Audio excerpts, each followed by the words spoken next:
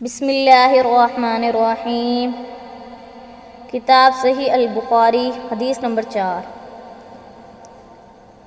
آپ صلی اللہ علیہ وآلہ وسلم نے وحی کے رک جانے کے زمانے کے حالات بیان فرماتے ہوئے کہا کہ ایک روز میں چلا جا رہا تھا کہ اچانک میں نے آسمان کی طرف ایک آواز سنی اور میں نے اپنا سر آسمان کی طرف اٹھایا، کیا دیکھتا ہوں کہ وہی فرشتہ جو میرے پاس غار حرا میں آیا تھا وہ آسمان و زمین کے بیچ میں ایک کرسی پر بیٹھا ہوا تھا۔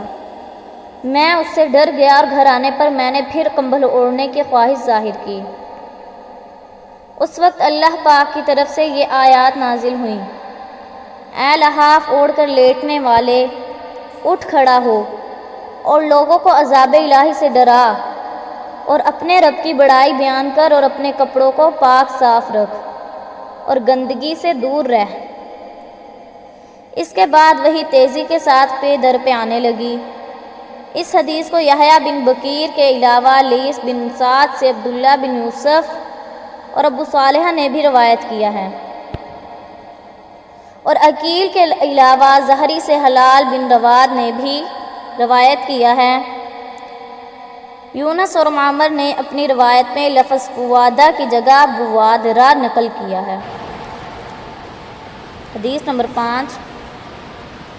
انہوں نے ابن عباس رضی اللہ تعالی عنہ سے کلام الہی لا تحرک بہ لسانک لتعجل بہ کی تفسیر کے سلسلے میں سنا کہ رسول اللہ صلی اللہ علیہ وآلہ وسلم نزول قرآن کے وقت بہت سختی محسوس فرمایا کرتے تھے، اور اس کی علامتوں میں سے ایک یہ تھی کہ یاد کرنے کے لیے آپ صلی اللہ علیہ وآلہ وسلم اپنے ہونٹوں کو ہلاتے تھے۔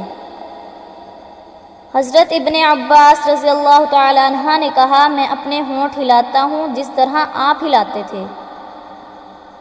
حضرت سعید رضی اللہ تعالی عنہ کہتے ہیں، میں بھی اپنے ہونٹ ہلاتا ہوں جس طرح حضرت ابن عباس رضی اللہ تعالی عنہ کو میں نے ہلاتے دیکھا، پھر انہوں نے اپنے ہونٹ ہلائے۔ حضرت ابن عباس رضی اللہ تعالی عنہ نے کہا، پھر یہ آیت اتری کہ اے محمد صلی اللہ علیہ وآلہ وسلم، قرآن کو جلد جلد یاد کرنے کے لیے اپنی زبان نہ ہلاؤ، اس کا جمع کر دینا اور پڑھا دینا ہمارا ذمہ ہے۔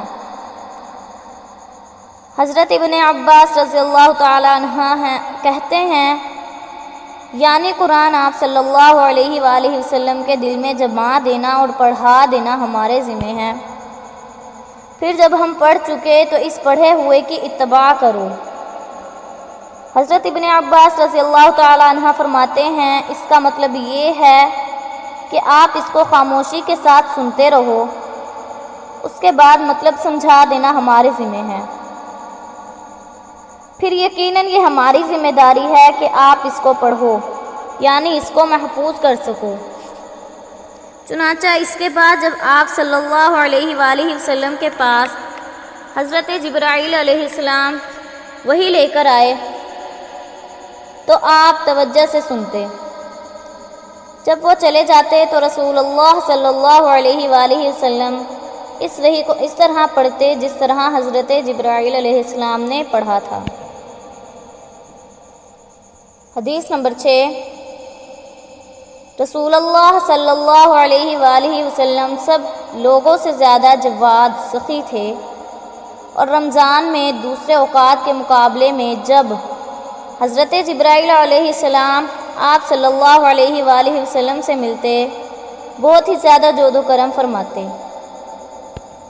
حضرت جبرائیل علیہ السلام رمضان کی ہر رات میں آپ صلی اللہ علیہ وآلہ وسلم سے ملاقات کرتے اور آپ صلی اللہ علیہ وآلہ وسلم کے ساتھ قرآن کا دورہ کرتے۔